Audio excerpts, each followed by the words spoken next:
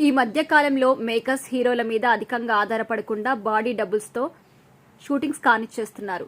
Body double అంటే animal సినిమాని చూసిన ప్రతి ఒక్కరికి అర్థమవుతుంది. మనలాగే ఉండే మరో మనిషిని తీసుకుని రావడాన్ని బాడీ డబుల్ అంటారు. మీకు అర్థమయ్యే భాషలో చెప్పాలంటే డూప్ అని అనుకోవచ్చు. ఈ మధ్య కాలంలో స్టార్ హీరోస్ సినిమాకి మేకర్స్ అత్యధికంగా అనుసరిస్తున్నారు. మరీ ముఖ్యంగా ప్రభాస్ కి ఈయన ఏకకాలంలో 2-3 సినిమాలు చేస్తున్న విషయం తెలిసిందే.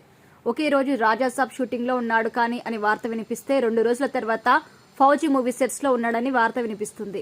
ఇలా ఉంటుంది ప్రభాస్ షెడ్యూల్. అందుకే కొన్ని ముఖ్యమైన సమయాల్లో ఆయన లేనప్పుడు కూడా డూప్ షూటింగ్స్ చేస్తున్నారు మేకర్స్. ఇది కేవలం ప్రభాస్ కి మాత్రమే కాదు, టాలీవుడ్ లో దాదాపుగా అందరి స్టార్ హీరో సినిమాలకి జరిగేదే. పవన్ కళ్యాణ్ నటిస్తున్న హరిహర వీరమల్లు, ఓజీ సినిమాలకి కూడా ఇలా డూప్స్ ని విచ్చలవిడిగా వాడేశారు. ఇదంతా పక్కన పెడితే అసలు ఈ సినిమాలో ప్రభాస్ ఒక యాక్షన్ సన్నివేశంలో కూడా నటించడం లేదా, మొత్తం డూప్స్ తోనే కానిచ్చేస్తున్నారని కూడా ట్రోల్స్ చేస్తున్నారు. సినిమా గత ఏడాది వచ్చింది. ప్రత్యేకంగా ఇప్పుడు ఈ సినిమా గురించి మాట్లాడుకోవడం ఏంటి అనుకోవచ్చు. ఈ సినిమాకి సంబంధించి కాసేపటి క్రితమే విఎఫ్ఎక్స్ కి ముందు ఆ తర్వాత అంటూ ఒక వీడియో విడుదలైంది. ప్రభాస్ అమితాబ్ బచ్చన్ మధ్య వచ్చే ఫైట్ సన్నివేశం ఇది.